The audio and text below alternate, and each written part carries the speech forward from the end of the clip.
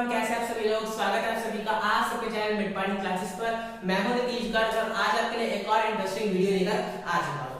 तो आज हम सीखने वाले हैं टेंसेस और टेंसेस की सीरीज की स्टार्ट करेंगे।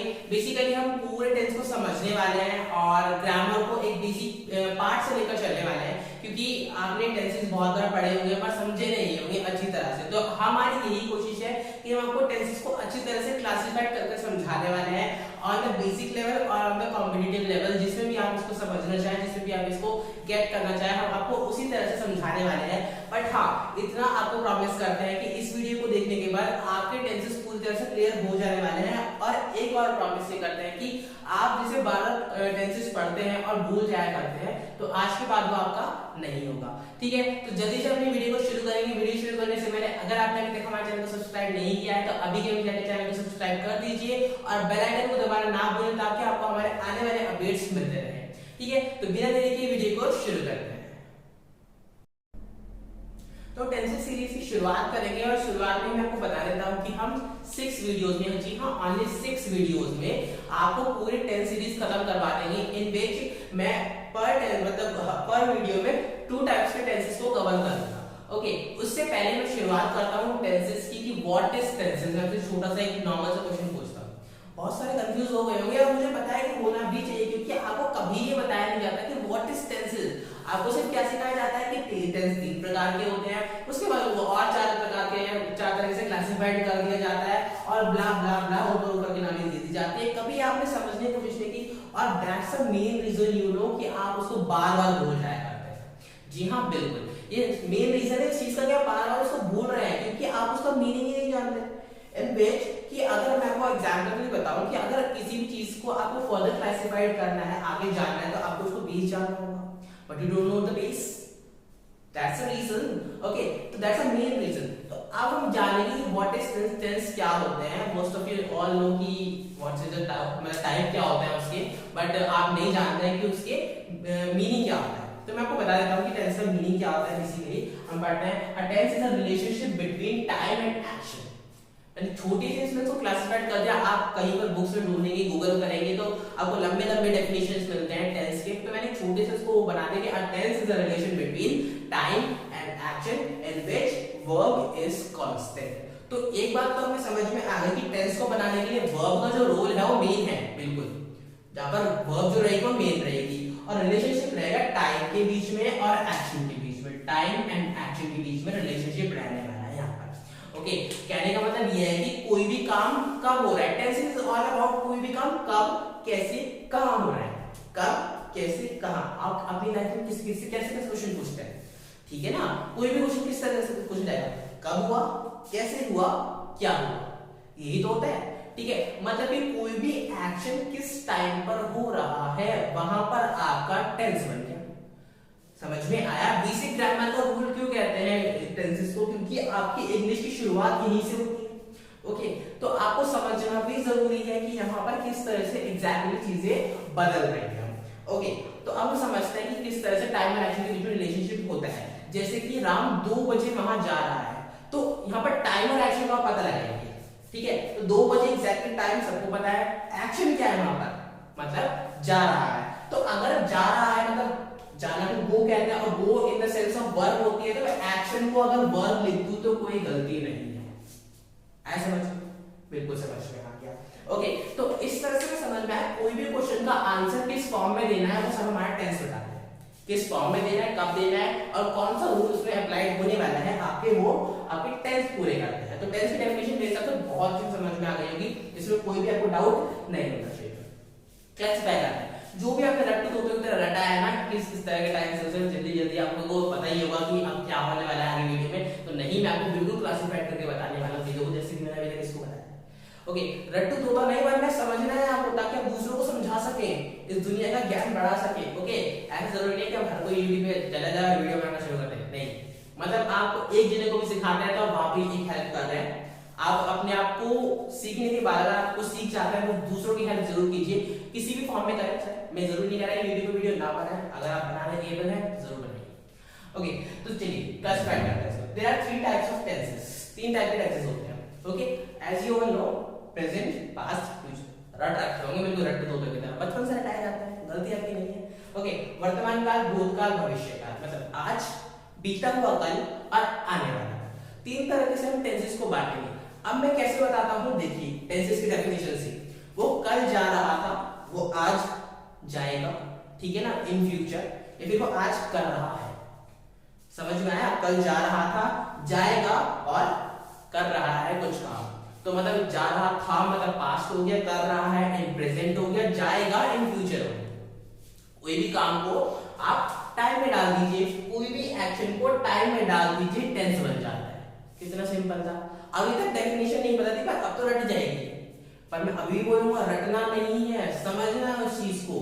ओके, अब मैंने डेफिनेशन में कितने स्क्रीनशॉट ले लेंगे और इस चीज को रट्टा मारकर सबको सुना देंगे कि tense relationship between time and action. नहीं करना है ये सब कुछ, आपको क्या करना है, इस चीज को समझना है। ठीक है, आगे बढ़ते हैं। तो हम एक तरह से क्लासिफाइड कर सकते हैं, तो it can be further classified in 4 types. हर टेंस को हम, ईच टाइप ऑफ टेंस को हम 4 टाइप से क्लासिफाइड कर सकते हैं, 4 तरीके से और बांट सकते हैं। हिंदी मीडियम वाले, इंग्लिश मीडियम वाले, जो भी इस वीडियो को देख रहे हैं, बड़े छोटे, मैं आपको हर तरीके से समझा रहा हूं, जो भी आपको लैंग्वेज समझ में आती है, हिंदी इंग्लिश, और लैंग्वेज नहीं आती है, ओके, तमिल वगैरह नहीं आती है मुझे। ठीक, तो चलिए बात करते हैं। तो पहले हमारा क्लासिफाइड करेंगे इंडेफिनिट और सिंपल में। ठीक है, कोई भी आपका बेसिक फॉर्म, किसी भी टेंस की बेसिक फॉर्म, जैसे प्रेजेंट इंडेफिनिट या प्रेजेंट सिंपल, पास्ट इंडेफिनिट या पास्ट सिंपल, फ्यूचर इंडेफिनिट या फ्यूचर सिंपल, पढ़े ही होंगे ना अपने स्टूडेंट लाइफ में, जब आप exactly first second third class में थे, तभी पढ़ते हैं ऐसी चीजों को। उसके बाद हमारे कॉन्टिन्यूअस फॉर्म, उसके बाद हमारी कॉन्टिन्यूअस फॉर्म आती है, देन रिफ्लेक्ट फॉर्म आती है, and then reflect continuous form आती है। तो 4 तरीके से हम इस चीज को क्लासिफाइड कर सकते हैं और 4 तरीके से हम ईच टेंस को बांट सकते हैं। There are all 12 type of tenses, 12 types. Okay, तो हम 12 टाइप को 6 वीडियो में कवर करने वाले हैं। तो आप समझ ही गए होंगे कि मैं हर टेंस को 2 वीडियो में कवर करने, एक वीडियो में 2 टेंस को कवर करने वाला हूं। तो आज हम प्रेजेंट इंडेफिनिट, प्रेजेंट कंटीन्यूअस के बारे में पढ़ने वाले हैं, उसी के बारे में हम देखेंगे। आपको मेरे हिसाब से इतना समझ में आ गया होगा। अभी भी आपको अगर स्क्रीनशॉट लेने की जरूरत पड़ी है तो मेरे हिसाब से कुछ समझने की कोशिश नहीं की है, आपने सिर्फ मुझको सुना है। ओके, तो समझना है, स्क्रीनशॉट नहीं लेना है किसी भी चीज की। तो चलिए आगे बढ़ते हैं अपनी वीडियो में।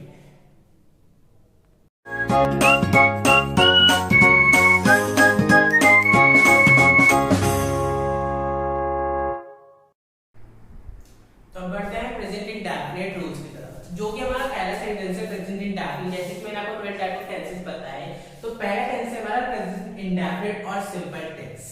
ओके, तो इसके बारे में हम सारे रूल्स जानेंगे। पहले जानते हैं कि प्रेजेंट इंडेफिनिट क्या होता है। आपको क्या होता है स्कूल्स में या फिर आपको जो भी टीचर सिखाते हैं, क्या करते हैं, इसलिए रोज सिखा देते हैं कि सब्जेक्ट आता है, वर्ब आती है, ऑब्जेक्ट आता है, इस तरह से आपका काम हो जाता है, हेल्पिंग वर्ब आती है, आपको रटाया जा चुके हैं सारे सेंटेंसेस। और most of you all the students कि आप उसको रेटिफिकेशन में ले लेते हैं, रट लेते हैं उस चीज को।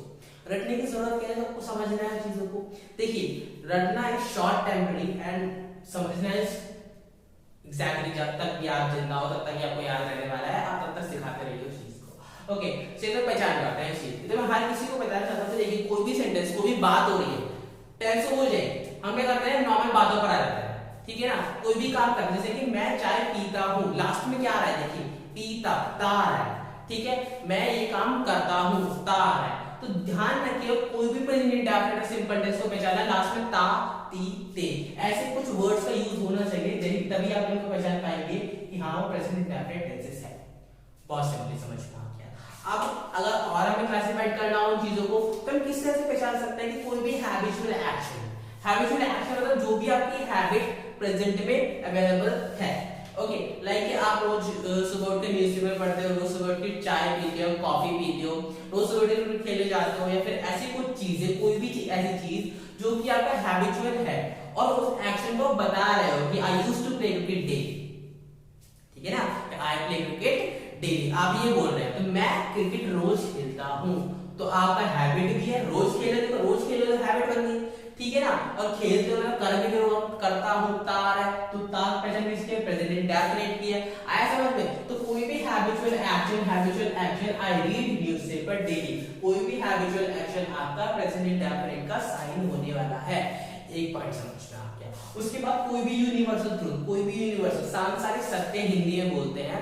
सांसारिक सत्य मतलब इस संसार में बहुत सारी ऐसी बातें हैं जिनको साइंस ही प्रूव नहीं करता है, अगर प्रूव कर दे तो उसने भी उनको सच बताया है। ठीक है ना, कोई जैसे कि अर्थ पृथ्वी के चारों, पृथ्वी जो है आपके सन के चारों ओर घूमती है।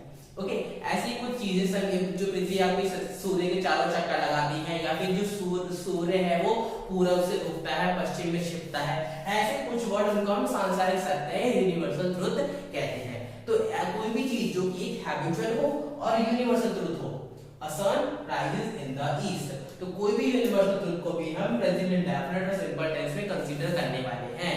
दो चीजें क्लियर हो गई। ओके, एक और चीज है जनरल ट्रुथ। अब यूनिवर्सल ट्रुथ और जनरल ट्रुथ में क्या फर्क हुआ है? कुछ सत्य संसार ने बनाए हैं, संसार ने हमें गिफ्ट किए, नेचर ने हमें गिफ्ट किए, कुछ सत्य हमने बना दिए, ठीक है ना। जैसे कि हमें बड़ों का आदर करना चाहिए, ठीक है, या फिर हमें बड़ों से अच्छे से बोलना चाहिए, या फिर कोई भी ऐसी चीज जैसे कि कुत्ता भौंकता है, ठीक है ना। तो एग्जैक्टली नेचर में वो चीज अवेलेबल थी, बट हमने ऑब्जर्व की तो हमने इस चीज को बनाई, कुत्ता भौंकता है, गाय तो भौंकेगी नहीं ना, ठीक है ना। तो कोई भी जनरल ट्रूथ जो कि आपका एग्जैक्टली अवेलेबल है, जो हमने बनाए हैं, फिर जो मिले हैं हमने ढूंढे हैं, दैट्स ऑल, उनको हम क्या करेंगे? प्रेजेंट इंडेफिनिट में कंसीडर करेंगे। तो पहचान हमें समझ में लाक्षणिकता पीते आने चाहिए, हैबिचुअल एक्शन होना चाहिए, यूनिवर्सल ट्रूथ होना चाहिए, और आपका जनरल ट्रूथ होना चाहिए। तो इस तरह से हम प्रेजेंट इंडेफिनिट की पहचान कर लेते हैं। अब रूल्स की तरफ बढ़ते हैं, जो आपको आपके स्कूल वालों ने रटा दिए होते हैं, ठीक है ना। मैं किसी भी ऑफेंसिव चीज की यूज नहीं कर रहा हूं, बेसिकली अगर आपको ऐसा लग रहा है कि मैं अपने स्कूल्स के बारे में कह रहा हूं, I just want to tell you the truth कि आपके स्कूल्स में बहुत सारी ऐसी चीजें हैं जो आपको रटा दी गई हैं, और आई वांट कि आप उन चीज को समझिए, because we have to bring a change in our education system. अपने एजुकेशन सिस्टम में चेंज लाना होगा, तभी हमारी सोसाइटी बदल पाएगी। ओके, तो we have to bring change in our education system. तो रूल्स की तरफ पढ़ते हैं, समझें इन चीज को, ठीक है। अफर्मेटिव सिंपल रूल, पहला जो बिल्कुल सिंपल आपका रूल होगा, जैसे कि मैं आपको बता देता हूं एक सेंटेंस कि राम खाना खाता है। अब राम खाना खाता है, इसको किस तरह से बनाएंगे, ठीक है ना। राम खाना खाता है, आप जैसे जैसे पढ़ रहे हैं पेन और नोटबुक लेके चलिए, बिल्कुल लिखते रहिए हर चीजों को, तभी आपको समझ में आने वाला है। तो राम खाना खाता है मतलब सब्जेक्ट कौन होगा इसका? तो मैं सब्जेक्ट जो होता है वो काम करने वाला होता है, मतलब हिंदी में बोले तो कर्ता। तो कर्ता की बात करते हैं, कर्ता सब्जेक्ट कौन होता है? जो भी आप काम कर रहा होता है। अगर आपने हिंदी में संस्कृत व्याकरण को पढ़ा है तो आप समझ सकते हैं कि मैं क्या कहने की कोशिश कर रहा हूँ। सब्जेक्ट, जैसे कि मैंने आपको बताया राम खाना खाता है, तो राम बेसिकली इसमें करता है, काम करने वाला है। तो पहला जो हमारा वर्ड आएगा किसी भी रूल में वो आता है आपका सब्जेक्ट, ठीक है, काम करने वाला।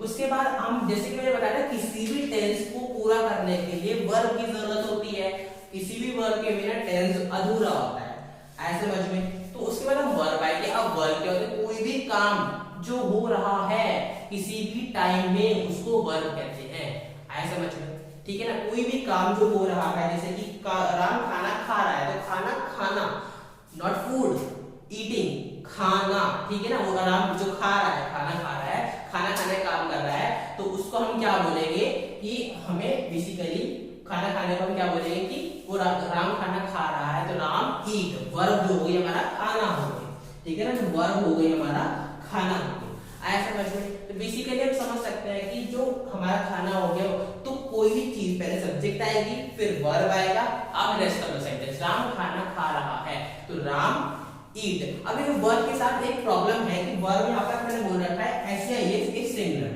अगर आपका सब्जेक्ट सिंगुलर होता है, प्लूरल नहीं होता है, तो आपने एक वचन दो वचन तो पढ़े ही होंगे। तो सिंगुलर मतलब एक वचन, प्लूरल मतलब बहुवचन, दो या दो से ज्यादा। तो अगर आपका सब्जेक्ट सिंगुलर होता है तो आपको वर्ब में एस या ईएस का यूज करना होगा। खाना ईट, ईईटी ईट, खाना खाने को ईट बोलते हैं। अब उसमें एस लगा देंगे, तो राम ईट्स, रेस्टोरेंट क्या होता है? फूड। बस हो गया आपका सेंटेंस पूरा। तो पहले क्या करना है? सब्जेक्ट लगाना है, वर्ब की फर्स्ट फॉर्म का यूज करना है, first form, second form, third form, यही मैं आपको बताऊंगा बाद में। ओके, तो फर्स्ट फॉर्म का यूज करना है, अगर सिंगुलर है तो एस या ईएस का यूज करना है, then rest of the sentence या फिर ऑब्जेक्ट, है समझ में। एक और सेंटेंस में देता हूं आपको, ठीक है। बच्चे गाना गाते हैं। अब यहाँ पर देखिए सब्जेक्ट पर ध्यान देना, बच्चे, बहुत सारे बच्चे। तो चिल्ड्रन, देखिए एक बच्चे, सब बच्चे मिस्टेक करते हैं कि चिल्ड्रंस लिखते हैं। चिल्ड्रन अपने आप में ही एक प्लूरल वर्ड है, चिल्ड्रंस नहीं होता कहीं भी, बहुत माइनर मिस्टेक है पर बहुत बड़ी मिस्टेक है। तो जो कॉम्पिटिटिव लेवल की तैयारी करते हैं उनको यहाँ पर थोड़ी सी करेक्टिवनेस के लिए आती है, तो आपको इस चीज को समझना जरूरी है। ओके, तो चिल्ड्रन मतलब बच्चे, तो सब्जेक्ट तो हमारा यहाँ पर हो गया गाना गाते हैं, गाना गाना वो बोलते हैं सिंग, सिंग मतलब गाना गाना सिंग होता है बेसिकली SING। अब बच्चे हैं बहुत सारे हैं तो सिंगुलर तो बचा ही नहीं, सिंगुलर तो रह ही नहीं गया, तो सिंग ही रहेंगे।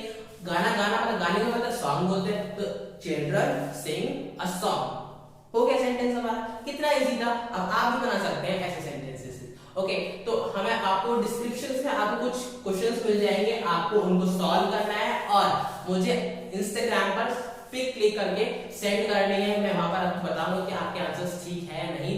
तब तक के लिए आप हमारे इंस्टाग्राम को फॉलो कर सकते हैं @midpointclasses, मेरा अकाउंट में फॉलो कर सकते हैं, आपको साइड में दिख रहा होगा, आप इस चीज को फॉलो कर सके, मुझे सेंड कर सकते हैं।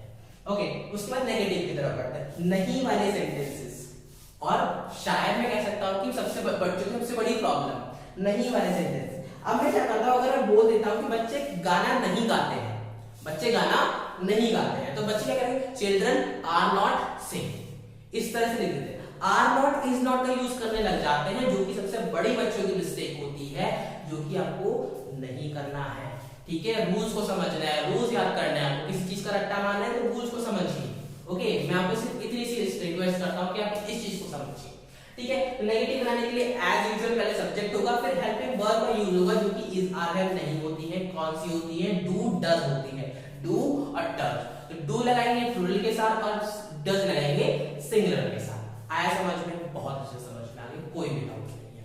ओके, तो बच्चे चिल्ड्रन, चिल्ड्रन बहुत सारे हैं, प्लूरल के साथ क्या लगेगा, डू लगेगा। Children do not sing a song. आगे समझ में? नेगेटिव वाले में क्या करना है, आपको सब्जेक्ट लगाना है, फिर डू डज का यूज करना है, जैसे मैंने बता दिया, प्लूरल के साथ, सिंगुलर के साथ, फिर नॉट का यूज, फिर वर्ब की फर्स्ट फॉर्म, फिर ऑब्जेक्ट। एक क्वेश्चन और पुट अप करता मैं आपसे, क्या मैंने पहले ऐसे टीएस को यूज किया था, इस बार क्यों नहीं किया? आंसर दीजिए, थोड़ा सा ही माइंड लगाना है आपको। क्यों? देखिए, मैं सिंगुलर और प्लूरल में दोनों में डू का यूज करता हूं। ठीक है, अब सिंगुलर की बात है तो ये वाला एस उठाकर मैंने कहां लगा दिया, डू पर डज बना दिया, सिंपल। कभी आपने माइंड लगाया था, किसी ने बताया था आपको? ठीक है, कोई बात नहीं, आपने यहाँ पे कुछ नया सीखा है, जल्दी से वीडियो को लाइक कर दीजिए। और ये बहुत इंटरेस्टिंग फैक्ट है, बहुत कम स्टूडेंट्स को पता रहता है, इनफैक्ट बहुत कम टीचर्स को पता रहता है। ओके, तो चलिए आगे बढ़ते हैं। तो आपको ये समझ में आया, मैं आपको क्वेश्चन देता हूं, आप उसको बनाइए। सीता कपड़े नहीं धोती है। ठीक है, आप इसको बनाइए और करके देखिए, आप जब तक करते रहेंगे हमें भी खुशी होगी कि आप कुछ सीख रहे हैं। ठीक है, आगे बढ़ते हैं इंटरोगेटिव, क्या वाले सेंटेंसेस या फिर क्वेश्चन टाइप सेंटेंसेस, अगर सीबीएसई आईसीएसई की लैंग्वेज में बोला जाए तो क्वेश्चन टाइप सेंटेंसेस। इंटरोगेटिव, तो इंटरोगेटिव में क्या करना है, सिंपली जो आपकी हेल्पिंग वर्ब थी, हेल्पिंग वर्ब क्या थी, डू डज, याद रखना, इजारा नहीं होती है, डू डज होती है। डू डज को बाहर निकाल देना है, ठीक है ना, बाहर निकाल देना मतलब टेंस से बाहर नहीं निकाल देना है, मतलब अपने टेंस में बाहर निकाल देना है। ठीक है, तो डू डज, उसके बाद सब्जेक्ट, उसके बाद आपका वर्ब की first form, then rest of the sentences. हो गया समझ में? जैसे कि राम खाना खाता है, ये मैंने आपको सेंटेंस में आया था, तो मैंने एक क्वेश्चन बनाया था, तो क्या राम खाना खाता है? ठीक है ना, क्या सीता गाना गाती है? इस सेंटेंस को बनाइए। तो क्या मतलब, पहले में क्या बात है, सब्जेक्ट को पकड़ना है, सब्जेक्ट क्या सिंगुलर है, तो डज आपके आगे, तो does Sita sing a song. एक और मिस्टेक करते हैं बच्चे, क्वेश्चन मार्क नहीं लगाते, क्वेश्चन मार्क जरूर लगाना है, तभी आपका सेंटेंस पूरा होता है इंटरोगेटिव वाला। आ गया समझ में? बहुत अच्छे से समझ में आ गया। कोई भी डाउट नहीं हो तो कोई भी डाउट है, कमेंट सेक्शन आपके लिए खुला हुआ है, इंस्टाग्राम का आपके लिए खुला हुआ है, फेसबुक पेज भी आप लाइक कर सकते हैं, व्हाट्सएप अकाउंट से मेरे जुड़ सकते हैं, जिससे भी आप जुड़ना चाहें, जैसे आप जुड़ना चाहें आप वैसे जुड़ सकते हैं हमारे साथ। हमारी टीम आपकी हमेशा मदद करने में लगी रहती है। Okay, last but not least, advance interrogative sentences. Advance interrogative क्या है? कोई भी WH फैमिली मतलब कोई भी ऐसे वर्ड जो कि व्हाट, वेयर, हाउ, व्हेन, ऐसे कुछ वर्ड से शुरू होते हैं, उनको एडवांस इंटरोगेटिव सेंटेंसेस कहा जाता है। ओके, बहुत सारे बच्चों को नहीं पता रहता है कि एडवांस इंटरोगेटिव क्या होता है और किस तरह सॉल्व किया जाता है। तो कोई भी ऐसे word what, where, how, when, तो इसकी हिंदी क्या होती है? देखिए, यूपी बोर्ड वाले बच्चों को, जिनको थोड़ी इंग्लिश में प्रॉब्लम होती है, उनको प्रॉब्लम होती है, मैं सबके साथ हूं, आपको एक चार्ट बनाकर डिस्क्रिप्शन में डाल दूंगा कि किस तरह से किसका मीनिंग क्या होता है, आप वहां से समझ सकते हैं। ओके, तो फिर हमें क्या करना है, पहले WH फैमिली का यूज करना है, then helping verb, then subject, verb की first form and then object, that's all. किस तरह से सेंटेंस बनाएंगे कि अब देखिए, इंटरोगेटिव और एडवांस इंटरोगेटिव में क्या फर्क रहता है? क्या राम खाना खाता है, ये इंटरोगेटिव हो गया, राम क्या खाता है, तो यहाँ पर क्वेश्चन पूछा था कि तू क्या खा रहा है, खाना नहीं क्या खा रहा है, तो ठीक है ना, राम क्या खा रहा है, तो व्हाट डज राम ईट। आया समझ में दोनों में फर्क? ठीक है ना, पहले था कि डज राम ईट, क्या राम खाना खाता है, एक दूसरा राम क्या खाता है, तो व्हाट डज राम ईट। आपको बहुत अच्छे समझ में आ गया होगा कि मैं किस चीज की बात कर रहा हूँ। कोई भी डाउट है आप मुझसे पूछिए, एक सेंटेंस में एडवांस इंटरोगेटिव को और बताता हूँ आपकी समझ के लिए। ठीक है ना, मैंने बच्चों वाला लिया था कि बच्चे गाना गाते हैं, ये वाला लिया था। तो क्या बच्चे कौन सा गाना गाते हैं? मैंने एक सेंटेंस बनाया था, बच्चे कौन सा गाना गाते हैं, तो कौन सा मतलब विच, कौन से के लिए विच यूज करते हैं, तो विच सॉन्ग डज चिल्ड्रन सिंग। आया समझ में? बहुत अच्छे समझ में आ गया। कोई भी डाउट नहीं है आपको इस चीज में, कोई भी डाउट होता है कमेंट सेक्शन में आप मुझे बता सकते हैं। ठीक है, तो जल्दी से बढ़ते हैं अपने नेक्स्ट सेंटेंस की तरफ, प्रेजेंट कंटीन्यूअस। तो बढ़ते हैं अपने सेकंड सेंटेंस की तरफ जो है आपका प्रेजेंट कंटीन्यूअस। अभी हमने प्रेजेंट इंडेफिनिट को अच्छे से समझा, प्रेजेंट कंटीन्यूअस की तरफ बढ़ते हैं। तो वही शुरुआत करेंगे पहचान से। तो यहाँ पर आपका रहा है, रही है, रहे हैं, लास्ट में वो कर रहा है, कर रही है, कर रहे हैं, ऐसे कुछ वर्ड्स आपके आते हैं लास्ट में, उन्हीं को आप उसकी पहचान कहते हैं। और कैसे पहचान सकते हैं प्रेजेंट कंटीन्यूअस को? अगर मैं सिंपल भाषा में बोलूं तो वो है एक ऑनगोइंग एक्शन, जो कि आपका काम प्रोग्रेस में है।